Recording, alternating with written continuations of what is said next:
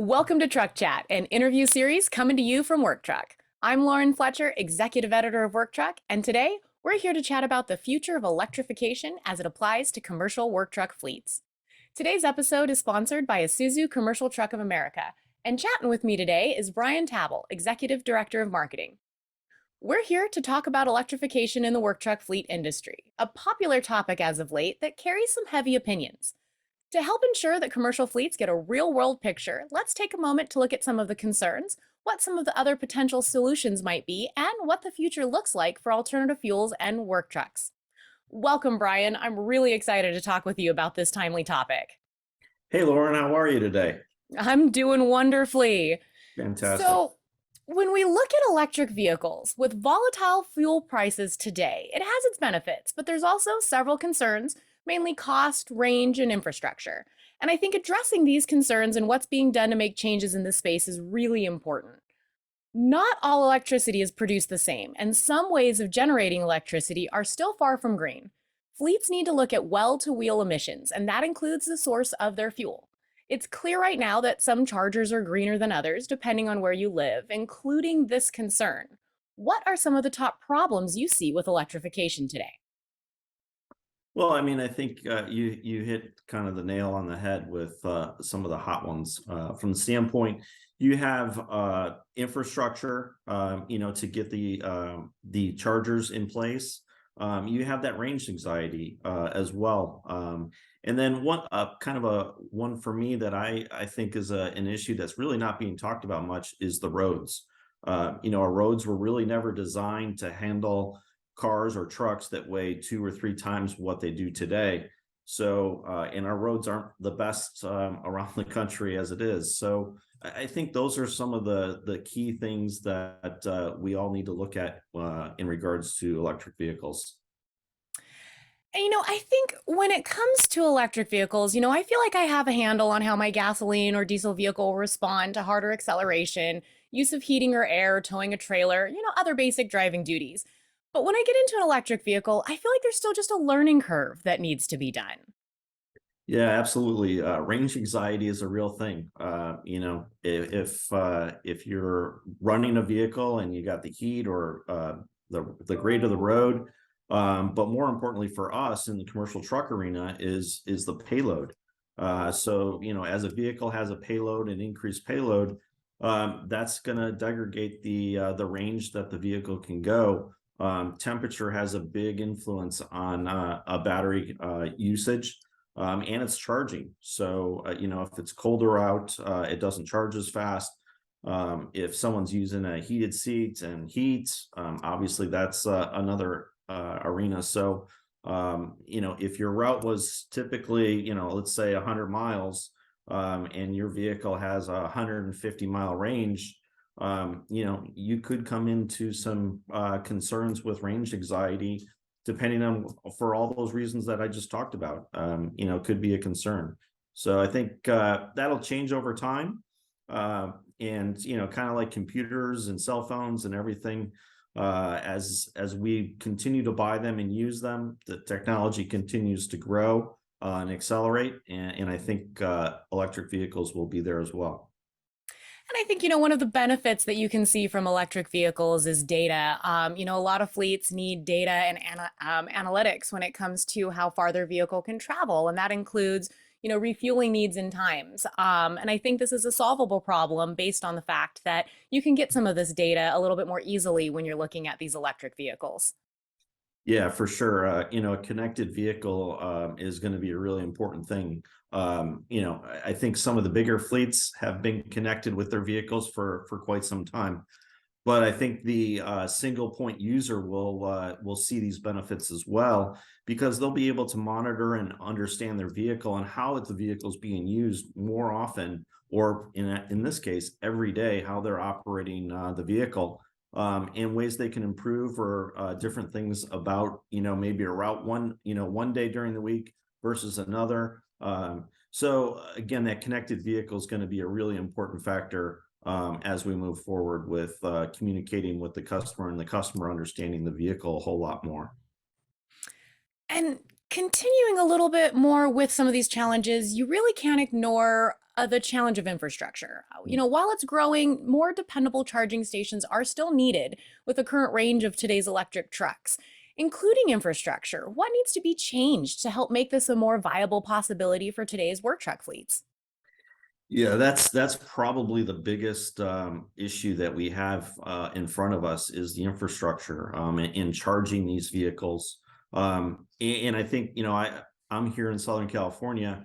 Charging stations are pretty available around here, but they're available for passenger vehicles, not commercial trucks or medium duty trucks in this case.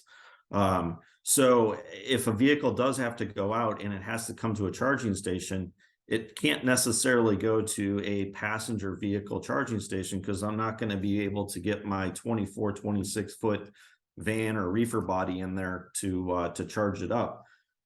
So that aspect is something that's going to have to change in time.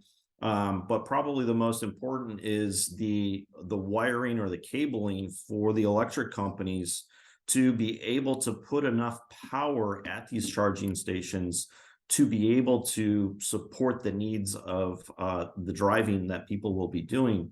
And we're in a pretty urban environment from the standpoint. So there's significant costs to, tearing up roads or tearing up areas that would be impacted for them to be able to put this wiring or this cable in place to be able to handle this. And that I think is going to be our biggest concern going forward. And the lead times for this to happen, are also very long. So from the standpoint, customers, if they're looking for putting a charging stations, I should say, at their facilities, really need to begin to look at that today and seeing what their electric companies say that is needed for them to be able to retrofit their buildings to be able to accommodate that. I was talking with a major utility fleet provider at a conference, and one of the things that they brought up that I found was very interesting is that the impact on the grid is not actually something that we need to be as concerned with. That the more people that are utilizing electricity to charge their vehicles actually allows these utility fleets to grow their infrastructure and to spend the money that's involved to grow the ability to increase the capacity for electricity for these charging of the vehicles. Yeah, definitely. I kind of like, one of my favorite movies is, the phrase is build it, they will come. The electric companies will be certainly working towards that. They have been working towards that. We have some pretty stringent requirements as OEMs and customers coming forward. And I know the electric companies are working towards that infrastructure piece. But I don't think we're anywhere close to where we need to be, as close as we are to those requirements becoming a reality here just in about a year and a half. Though, on a positive note, I do have to add it didn't all start with the gas station on every corner. Modern vehicle fueling infrastructure as we know it definitely didn't happen overnight. From my research, the first gas station opened sometime between 1905 and 1907, depending on who you talk to. But it wasn't until 1913 that the first driving gas station opened. And it took until about 1919 for gasoline to surpass the sales of kerosene. And it wasn't until 1935 that the United States had more than 200,000 gas stations. It's about 30 years or so after that first station was built. And that's actually more than we have today, mostly due to the fact that gasoline vehicles can drive further. To me, I think this shows that it does take time to grow the necessary infrastructure. And as electric vehicles can travel further, more stations aren't going to necessarily be needed. Yeah, I think, Lauren, I think you and I probably read a lot of the same research, from the standpoint, because ultimately, one of the things they said is the way that they designated where gas stations went is how far the vehicles could drive with gas. And then at Mhm. that point, they put a station in and station and beyond, and then it just, grew from there. And yeah, it does take time for sure. And I think with this will take time as well. I think there's going to be parts of the country that are more prepared for it than others. But again, I think over as we did with gas stations, we will do with charging stations as well, and they will continue to grow and evolve for sure. So I still really believe that the future of propulsion in work truck fleets is still far from certain. I wrote a blog that discussed this. When anyone hears the talk about greening your fleet or the phasing out of gasoline powered vehicles in states like California, the first thing they talk about is electric. And I think in today's meme culture, I know I've seen a lot on social media with a post about we're phasing out gasoline cars, followed with a post about don't charge your vehicles, we're having electricity issues. And so I think that there's still a lot of concern revolving around this, but there's still some other solutions that might be being pushed out of the limelight right now that do work. What are your thoughts on that? Yeah, I totally agree. I mean, electric is certainly a great option for us and for a lot of customers. It's going to be a great use of propulsion. But there's other propulsions out there. Hydrogen's certainly something that I know that's being researched quite heavily. We still, I think we can't discount gasoline and diesel engines. If you were to look back 20 years ago, what emissions were on diesel or gas trucks, quite a bit different. So we've come a long way, and those still are very viable options.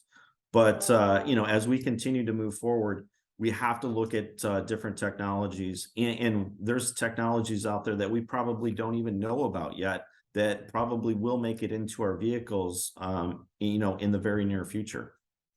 But it's not all doom and gloom. Electric, as you noted, is a viable solution for many fleet operations. Looking ahead, what needs to change to help make this a bit of a more viable solution? And what are your thoughts on electric as a future fuel for work truck fleets? Yeah, like I said, I think electric is certainly a great viable option, and for somebody that's not driving a lot during the day, it's a perfect solution for them. I think today the drawback would be is costs. An electric vehicle is certainly a lot more expensive, and kind of like how I mentioned before, with technology, the batteries will become more efficient. They'll have longer range. I know when I got my first cell phone, the battery, I'd have to charge it all the time. Today I don't necessarily have to charge my phone, well, I charge it at night, but ultimately, I would have to do it during the day. I think that same thing's going to be for EV, and it's going to be a great option for us. It's certainly going to help our environment from the standpoint of air that we breathe, because tailpipe emissions certainly is a big part of our greenhouse gases that we're trying to help so we can all breathe better. And most of our conversation so far has been focused on the fuels that are propelling these vehicles. But I think there's a lot more that fleets can do to reduce emissions and green their fleets that are not fuel based or electric. What are some of those other options from maybe idle reduction or other trends that maybe fleets should be taking a look at beyond fuel? Yeah, certainly. That's certainly a big part that can play today. I think as you hit on idle, vehicles don't necessarily have to sit there and idle. And if we can shut them off and reduce that emissions from it just sitting there, that's great. But from the other standpoint as well, there is things that we can do to help reduce it as far as driving technology. We don't have to drive it like we stole it. We can do a general acceleration, braking. There's things like that really help reduce the emissions that we're all doing with the vehicles. The other part is, newer vehicles, as I mentioned earlier, are much more fuel efficient and emission compliant than they were 20 years ago. So if we can get some newer vehicles on the road, I think that also will help reduce that overall greenhouse gas as well. Brian, I really appreciate your time today. I think our audience has a much clearer picture of electrification, challenges, and operating a clean fleet today and into the future. Well, thanks, Lauren. I appreciate the conversation. And yeah, I think this will continue to evolve, and we'll probably have further conversations about this in the future for sure. And I appreciate the time today. And thanks to all of you who tuned in to today's episode of Truck Chat, sponsored by Isuzu Commercial Truck of America. For more info on Isuzu, its truck options, or for more episodes of Truck Chat, check out the links below. And don't forget to hit that subscribe button so you don't miss a single episode. Till next time.